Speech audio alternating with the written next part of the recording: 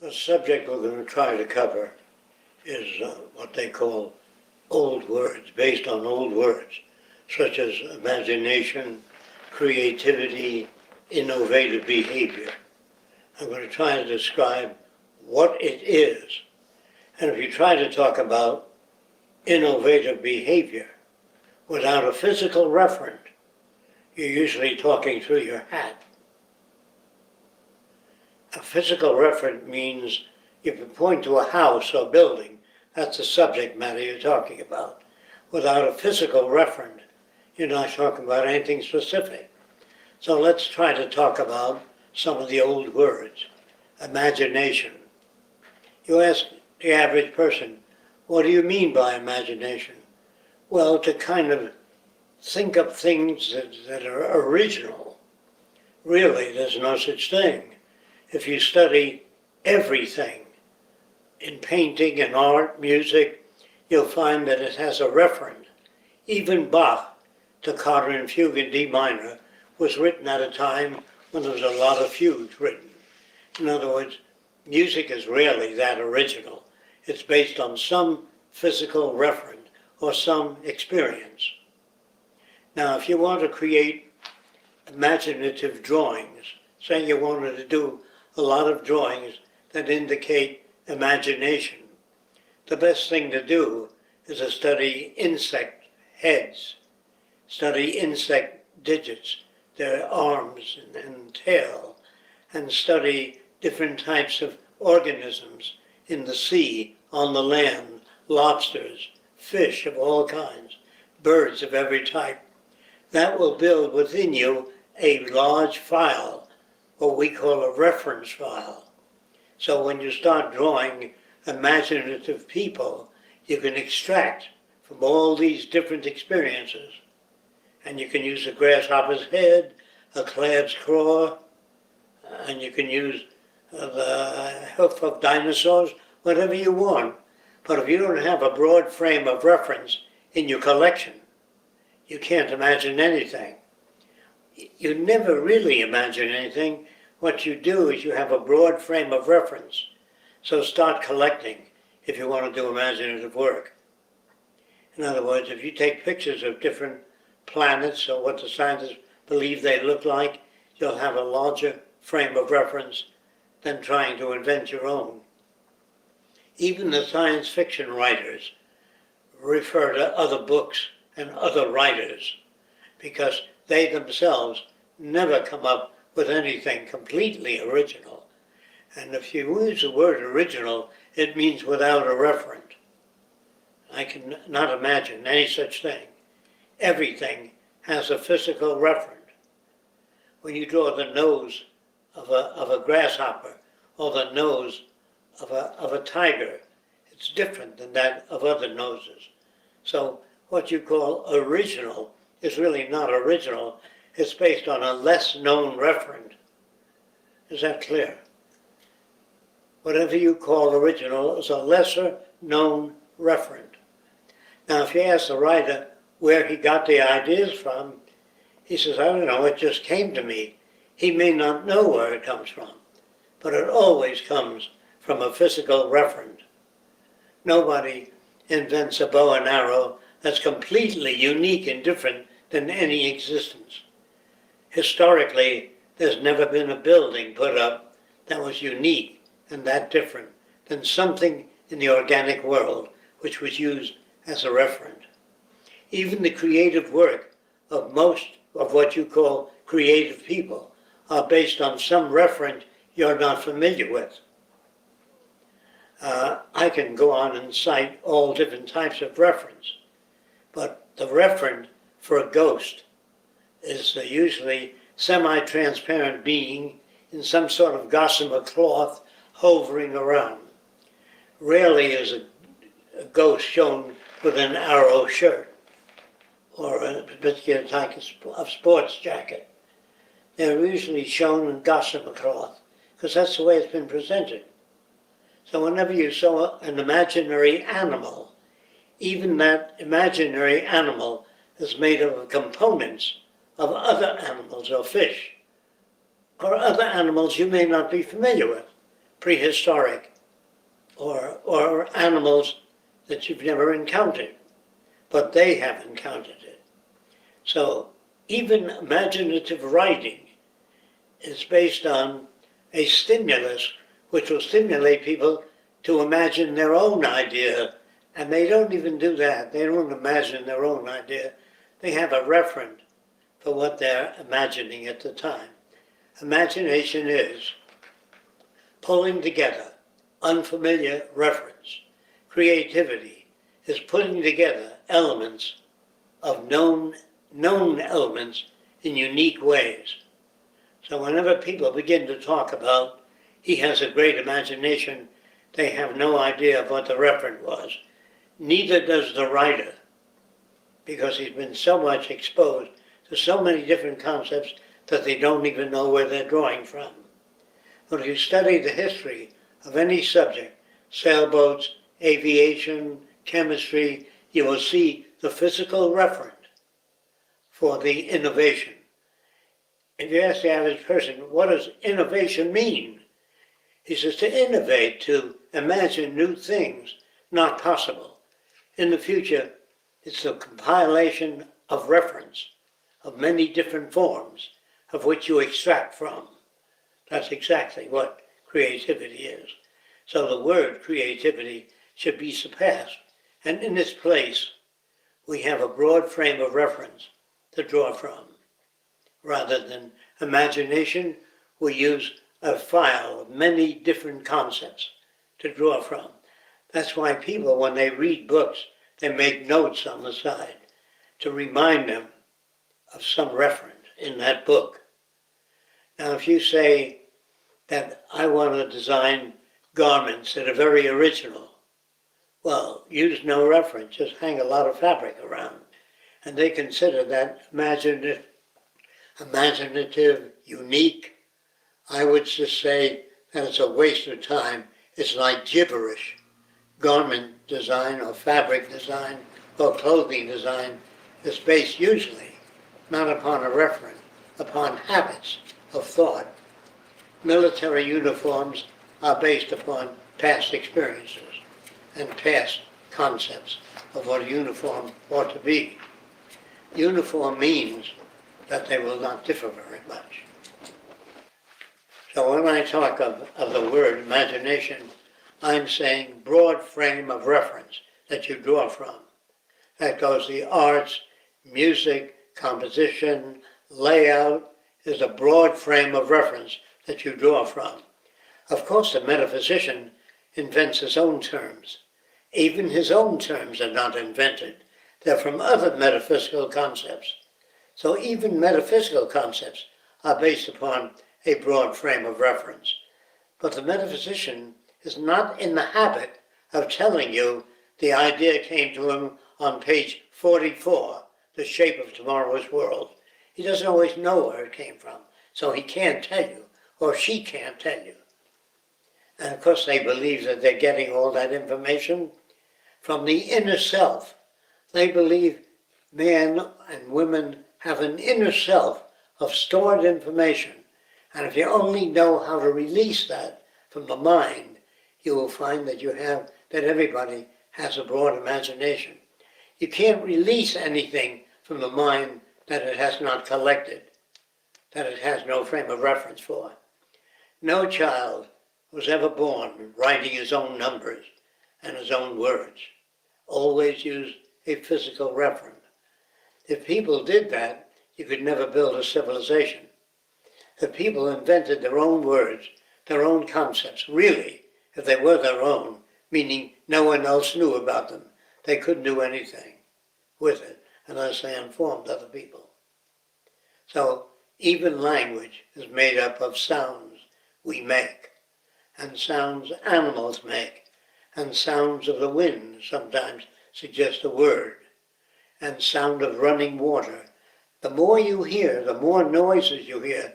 Noise is something you can't assimilate, but the sound of running water, the sound of raindrops, the sound of snowflakes gliding down, or the pattern of the snowflakes, or the pattern of a leaf rocking up and back as it comes down to the earth, is a frame of reference. So if you use a word that's completely your own, zababubu, somebody say, what do you mean by that? I said, don't you understand this particular language? They say, no. So they have to tell you what they mean. Otherwise you can't. You can say, I think you mean this or that. Ask them what they mean. So when they use words like imagination, say, what do you mean by imagination? So to imagine, they explain it with another word, but they don't explain what imagination is. Again, so you don't forget, it's unique frame of reference that you get from other books, which gives you a broader frame to look at things with. Now, it's very difficult for people to lock their frame. In other words, when you talk of people of the Middle Ages, if you lock your frame and say at a certain date, 1904, people used to dress this way. At the year of 2027, they might have dressed this way in a certain area.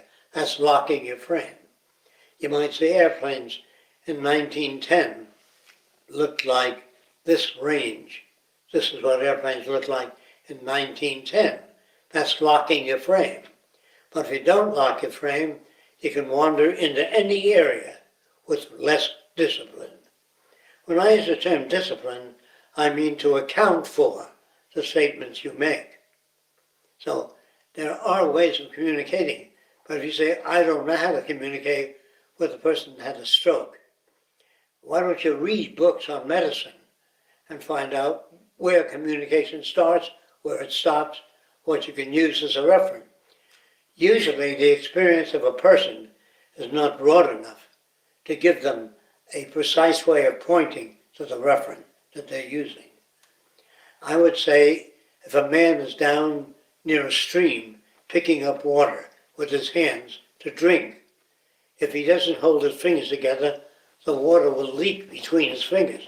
By the time he gets it to his mouth, he has very little water. If he has a normal brain, which means not damaged, he will bring his fingers together to prevent leaks. Now, there is such a thing as associative memory.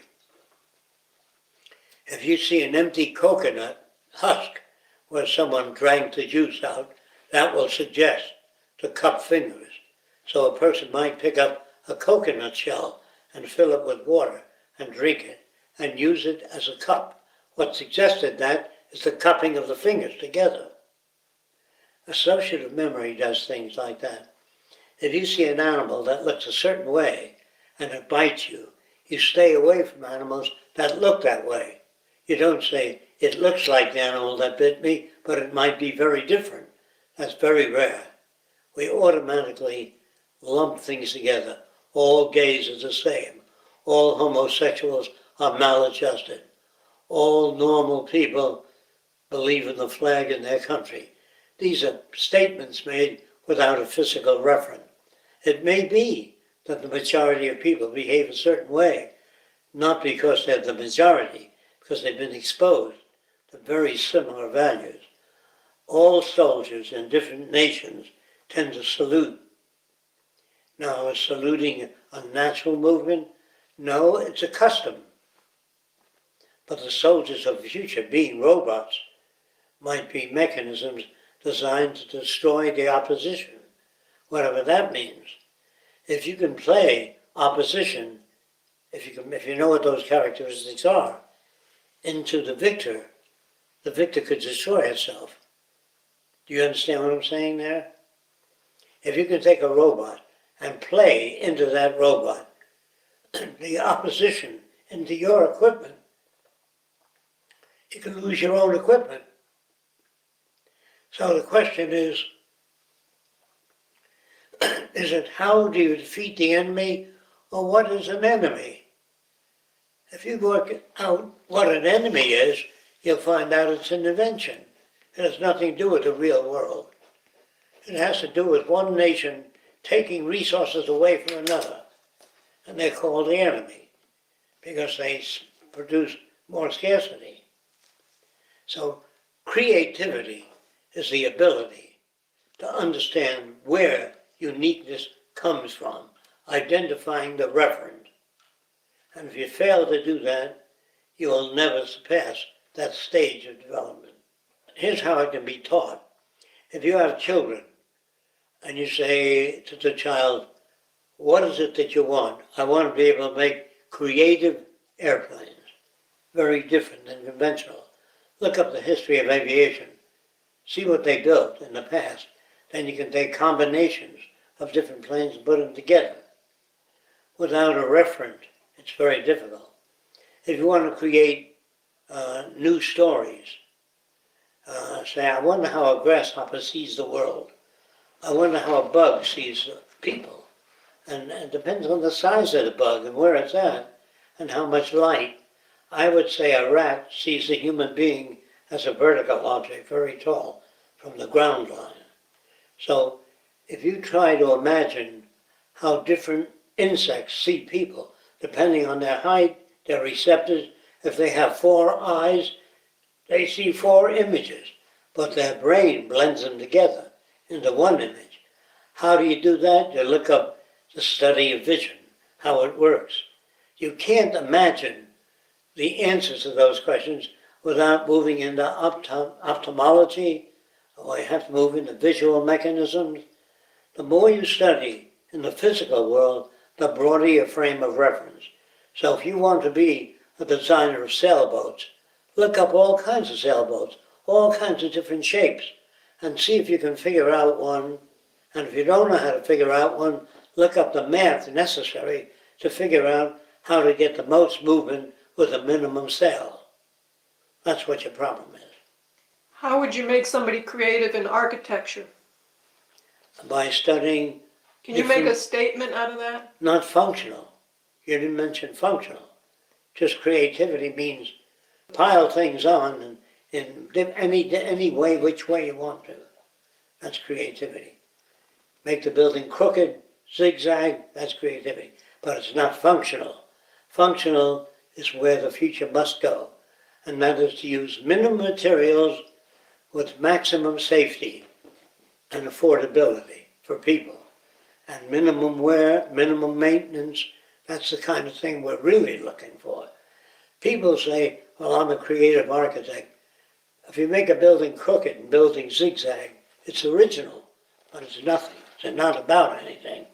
It's a statement you make, I'm not the same as everybody else. So what?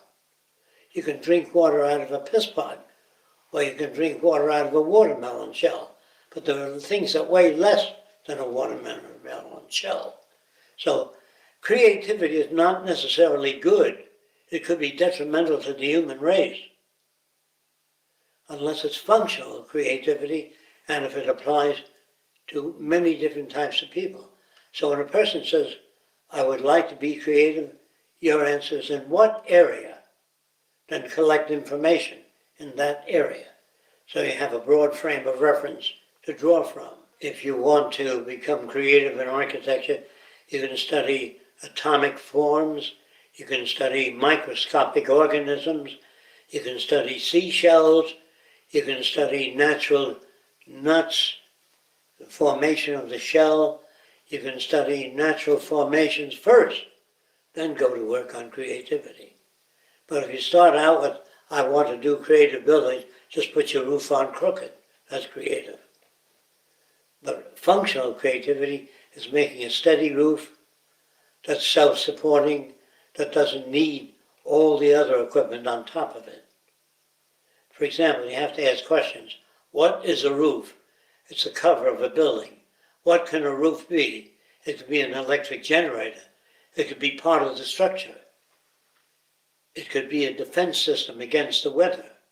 The roof can be many different things. But if you design a roof for heavy snow loads in the tropics, it's a waste of energy. You understand? The roof has to be designed for a given area and a given set of problems. Now, they use the word shelter, meaning a house. But really, isn't a diving suit a kind of a shelter? A man can go deep in the water with his own environment, oxygen, food, and even in space, you have a suit you wear where you can urinate and defecate in the suit, so you don't have to go back in the spaceship. So that's an environment. That's a dwelling. The man lives in the spacesuit when he's out in space. So can you call that a dwelling? Oh no, a dwelling is a house. When you have a fixed idea of what a dwelling is, you're less creative. If you think of a hammer to driving nails in the roof, that's one use of a hammer, but it could make spark if you hit stone with it, with a hammer, and it could start a fire. Or you could sharpen it and can use certain aspects of the hammer as a knife. And the more you know about nature, the more predictability you have. For example, if you know that moss or fungi grows on the north side of the tree, when you're in the forest you can tell where your north is, where south is. If you have eyeglasses, especially if they're thick lenses, you can start a fire. So what are eyeglasses? They say to improve my vision. No, eyeglasses are to be used in whatever context they would serve at the moment. But if you look at eyeglasses as ability to start fire, you don't need matches. You got a magnifying glass. So a magnifying glass will enable you to see things that you cannot see ordinarily. So what is a hammer? What is a knife? What can you imagine a knife can be used for? Now, what is a piece of wire? A piece of wire is nothing unless you're out of fish hooks. You might be able to make a hook out of the wire. But if you know something about fish hooks, you can make back rake on the wire. So when the fish bites it, the hook doesn't come out, it back rakes into the skin. So the more you know about conventional things, the more you can put together. But there are people that do study conventional things that don't put it together. They look at a fish hook as a fish hook, eyeglasses as eyeglasses, eyeglasses, or whatever you can do with them. You know what I mean? If you look at paper as a starter for a fire, or a page of a book, depends on what context it's in. Everybody can be creative. Everybody can be imaginative, if those are the words you want to use, if they use the same formula or similar formula. Collect data on the subject matter you're interested in. The more data you collect, the broader the frame of reference. Not necessarily, but probably. If you want to teach children to be creative, ask them, what can you do with an egg crate? Well, you can put eggs in it, that's number one. Or you can put other objects of value in it. Or you can use it as a wall. Or you can use it as a building form. You know, the more things a kid comes up with, what do you think? What do you think? Get all these kids to participate. And what can you do with a camera? Well, you can do a lot of things other than take pictures. You can take pictures of objects, still objects, insects. You can do many things with a camera, shadows, and you can create, there's what they call chance configuration. A chance configuration is when you're lying down and you look up at the clouds and you say it looks like a mandolin, the clouds, or the clouds look like Abraham Lincoln. If you never saw Abraham Lincoln, that would never occur to you. It would look like Julius Caesar, whatever occurs to you. So a cannibal, when he looks at the clouds, he doesn't say it looks like a Mercedes-Benz. Cannibal can't say that. He can say it looks like the wolf I shot last Saturday. Well, I taught my kids and other children how to be creative by submersing them in a broad frame of reference environment with lots of different things and say, how does a palm tree differ from an oak tree? Well, the branches, the leaves, and they learn to differentiate.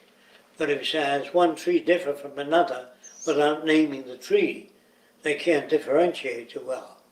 And you say to kids, what would you do if you found a brand new planet, just like the Earth, and you can arrange it any way you want to?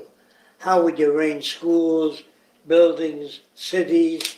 That causes them to question things. But if they use the old frame of reference, I'll build Chicago or Coney Island here, that means they're using a hard frame of reference that they don't have the flexibility. In order to give them flexibility, remind them you can do anything you want to do. What you want to build is a safe world without war, without hunger, how would you do that? How would you build armies that don't kill people? Well, what else did they do? They can inform people. You can have an army of educators. You can have an army of innovators. Do you understand what I mean? But you have an army of soldiers, that doesn't necessarily have a constructive end. So I'm saying there are different ways to educate different people. Different people learn in different ways. A fashion illustrator is not a person that looks for the linear connectivity of events, whereas a mechanical engineer or roboticist looks for the linkage of any system, how it interconnects with other systems, whereas a fashion illustrator or a poet or an artist does not necessarily see the interconnection of things. They just imagine one thing after the other, which goes nowhere in particular. So if you invite artists to participate in a linear system, they don't know how. A linear system means the connectivity of events. If something doesn't turn in a car, it's not going to turn the wheel. And the engineer looks for the engine first as a prime turning mechanism. Another engineer will look for the fuel as the thing that sets the engine in motion. Another engineer will look at the connections to see if they're rigged appropriately. But engineers have a habit of looking for the connectivity of events. In other words, how do you put the roof on a building? Well, you either lift it with a crane or you build it in place. He looks for connectivity. A doctor looks for the connectivity of the diseases he knows about. If he sees you coughing a certain way and he hears certain sounds, he associates it with that with his medical experience. And if he doesn't have a reference for it, he may go like this or like this. He may make all kinds of movement if he doesn't have a reference, or he may grab a handbook on tropical diseases that are expressed by means of coughing, sneezing, etc. The cough may be deep, hacking, or shallow. In other words, the more he knows about the cough, the more he can equate it to physical events. There are people that study things, but they don't know where to look. Like if you see floating gadgets in front of your eyes, if you look up diseases of the eye, they're called floaters, and that'll tell you a little bit about it. But does it tell you what to do about it? Not necessarily. Then there's what to do about it. And who knows more about it in the country than any other institution? So you look that up. If you have a laptop, if you don't have a laptop and you don't know how to use it, you can't look it up. Or you can look it up in a dictionary. Limited aspects. The more you know about, the more things, the more you know what to look up. And the closer you come to predictability. Science is really a method of trying to formulate predictability. In other words, if you see dark clouds over the land, the probability is that rain is accumulating there. Not necessarily, but probability. And if the dark clouds drift over your area and they're very dark, it probably means electrification also, lightning, if you know something about clouds. But if you look at cumulus clouds, you have a different reaction. The closer your reaction is to reality, the saner you are. If your reaction is, the black clouds are there because I've been bad, that is a non-referential statement. Or the black clouds are there because my father was bad, that's non-referential. If you say it's raining to punish me, so I can't take the kids out on a picnic, that's metaphysical projection. Just say, I don't know why it's raining. I don't know enough about the weather to make predictable statements. What scientists really want, they want something. They don't always know what they want. They want predictability. When they see plants growing, they want to be able to look at it and say, that plant doesn't have enough water, and that plant doesn't have enough sunlight, or the weather is not appropriate for that plant. That's what predictability means. When you see a child with certain tendencies, you say he's mean. You don't say, how can I avert those tendencies? Change them. That's what you really want. Can you discuss how you studied the lives of like Michelangelo or Leonardo da Vinci? Well, there are many books written, and I got in a lot of bullshit too. It doesn't go into detail, but you can see that Da Vinci talked with people. He talked with people, talked of gears and levers. He could not come up with that without that. Besides, he would not pick ordinary people to associate with. Can you understand that?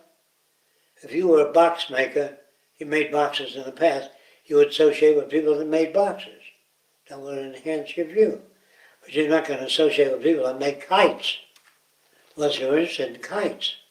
But if you flew kites, many different types, which they did in China, they made enormous kites, so enormous that a man couldn't hold them, so he had to tie them to an anchor point on the ground, because they had so much lift. So the guy would scale up the pipe, the cord, the rope, and it'd be a man carrying kite. You understand that? But nobody looked at it as that, as a man carrying kite. Now if you cut it loose, the kite would go off and blow down.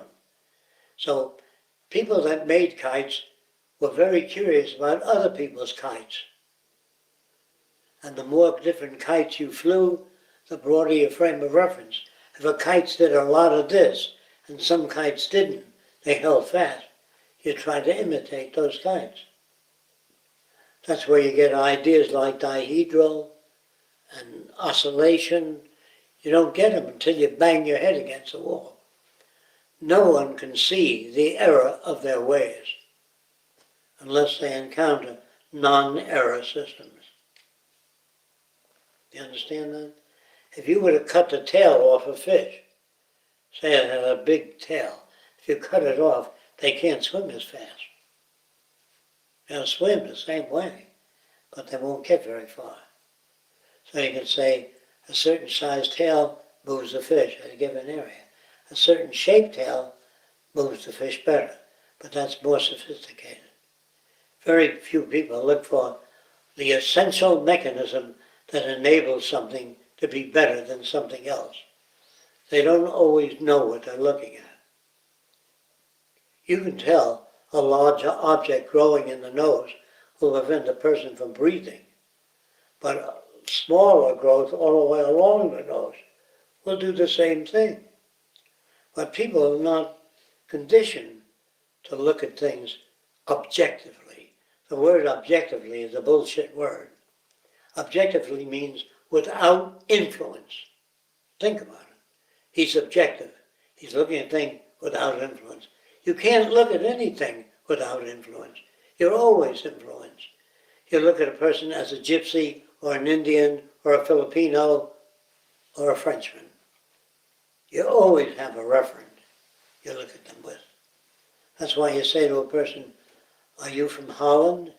He says, "Yeah." "Are you from Sweden?" "Yeah." So you pick up those different intonations. That's how you say, "Are you Italian?" Because the guy spoke a certain way. If he speaks with a French accent, you say, "Are you Greek?" That means you don't know enough about dialects. Do you understand what I say when I say man cannot be objective? He cannot set aside his environment and look at a thing objectively. You look at the world as a Frenchman, an American, or a Swede, or a combination, or a world traveler. The word objectivity is, let us be objective rather than subjective. Everybody is subjective. The broader your frame of reference, you know you're locked within the culture. If a person is gay and he meets an anti-gay person, he's going to have problems. If he meets a person that says, "What is gay? What makes you gay? Why do you prefer men over women?" And he listens, he will learn a little more. But if he says a guy is no good, he's gay, or he's full of hate, say, "Why do you hate the Greeks?" Because the Greeks are too egotistical, whatever it is. You can't be objective.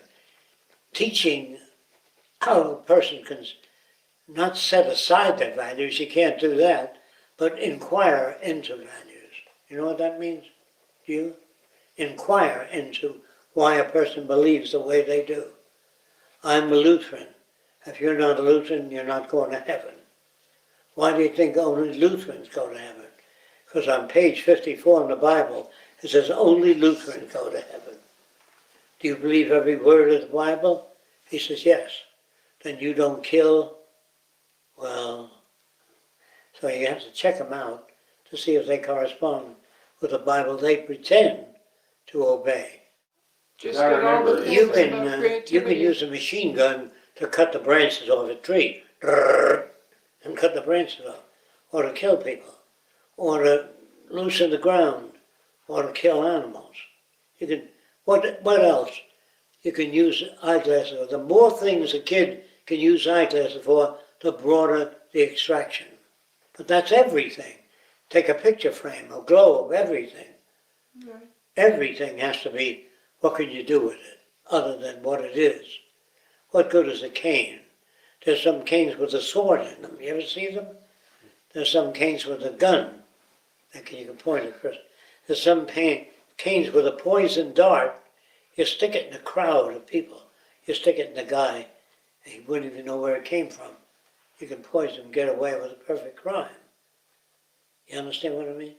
So what can you do with a cane? Well, enormous. If you can get 500 things you can do with a cane, that person is more creative with canes than the other person. But if you look at it as a cane, as an assisting stick for walking, that's limited. That's why anybody that says the American way of life is the only way, they have been damaged badly. What's good about the American way of life? What do you consider bad about it? You know, nobody ever considered anything bad about it, except the communists. As the communist or socialist or fascist, what do you think of the American way of life? You get a different story than the American. So ask the American what's good about it to get 25 things. Now 25 things of what's bad about it. You never ask them that. Try it sometimes. You see a whole new aspect of human behavior. A liberal is supposed to ask many questions, but they don't even know what the problem is. You know what that means? People can't state the problem. Say, what is the problem? Well, some people just are dumb, or some people are just bad. That is not the problem at all. Those are statements that are empty. You have to tell people when they're not saying anything. The army really needs self-repairing fabrics. They need stitches that automatically stitch torn clothing. That would be very useful for the army. But you ask the army, what do you need? Well, I need no war. That's what I really need. They don't go that far. I need a better machine gun with a laser beam on it. You want to end war. Well, how do you do that? I don't know. That's where the problem is. Let's say we run into a food famine next year, real bad one. I would take grass, cut it up, make soup out of the grass, and mix the grass in with edible food. There are many things we can eat that we've never surveyed, like seaweed soup. You know, in the oceans, many plants, we haven't done surveys. So we can make surplus food. We can make bread with more grass cut up in it. Maybe they're edible parts of a palm tree that we've never surveyed. Right. First you have to state about not enough food. What does that mean? Not enough edible food. What does edible mean? That which the body can assimilate. And if you can add something to it that will enable the body to assimilate, that's creative too. If you find food that the body can't assimilate, and if you add certain lemon shells to it, which makes it assimilable. So a lot of research has to be done on preservation of living systems. That's what you're really interested in. You're interested in nutrition and physical degeneration. So you have to know what you're looking for. You talked about one time if you were trying to survive out at sea and ship was sinking, you mean? Women and children first. Right, right. Do you know anything about navigation? Get on the boat. Do you know how to catch fish at sea? Get on the boat. Then maybe women and children. But women and children will starve to death on a boat without a person that knows how to catch food at sea or navigate by the stars. Do you understand? Women and children can't survive. They're parasitic. Children are parasitic unless you worked on them when they were children. I used to do this. I used to tell my kids, if you're in a hotel and catches fire, wet a blanket, crawl on the floor, because smoke rises. If you stand upright, you'll choke to death. That doesn't mean they'll survive a burning building. It means their chances of surviving are greater. So my wife used to say, what are you telling him those terrible things for? I understand where she's coming from. I understand what she means by that. But her frame of reference was very limited. My kids said to me, Daddy, can we go to the zoo to look at those animals? I would say yes. Then he'd get anxious and say, when? And I say 3 weeks from now. 3 weeks is to produce more hunger for that vision. Then when you take him to the zoo, if he really shows interest when he's there, not anybody. If you take him to the zoo and he just does everything every other kid does, nothing's going to happen. But if he shows a particular interest in some animal, just look at your watch and say, I have limited time. We have to leave at a certain time. And if he says, this is very interesting, I'd like to look at it more so I'm sorry, we'll have to come back another time. He says, when? Delay it, 2 weeks. But take advantage of the kid's reactions, not just as a formula. You take the kid to the zoo and say, we have to leave, only if he shows interest. And then when he's in his own room drawing pictures and he likes what he's doing, you have to judge that. If he's just drawing pictures and he likes what he's doing, say outside and play. But I like doing this, interrupt him. So he wants to get back to do something creative. But if you let him stay there, he'll still be creative. But he'll be more creative if you interrupt him. Why is that? Yeah. Because he's working on something which he hasn't quite finished. And he finds it interesting. You have to observe what he's doing. And if he or she appears to be doing something that's growing, interrupt them. Or you can say, why do you want to stay with it? He said, because I didn't know this and that and the other thing. That's interesting. You can converse with him. Or you can order him out.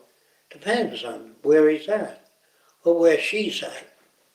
So you tell your kids whatever you can tell them that you feel will help them. But also to talk to other kids about it so it strengthens their views. You want to tell kids to share ideas with others.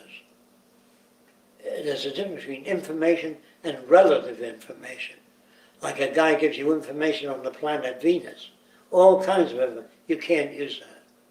You know what I mean? Who gives a shit whether leaves go inside out on Venus?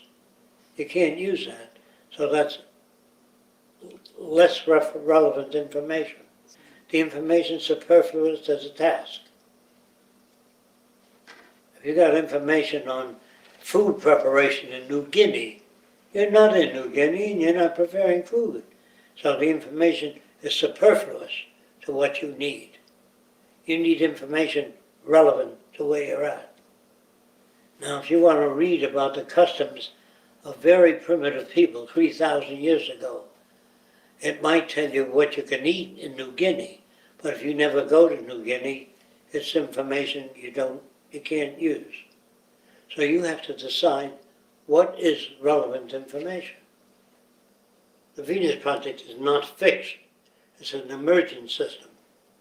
It adapts to whatever conditions are possible and whatever means are possible at the time.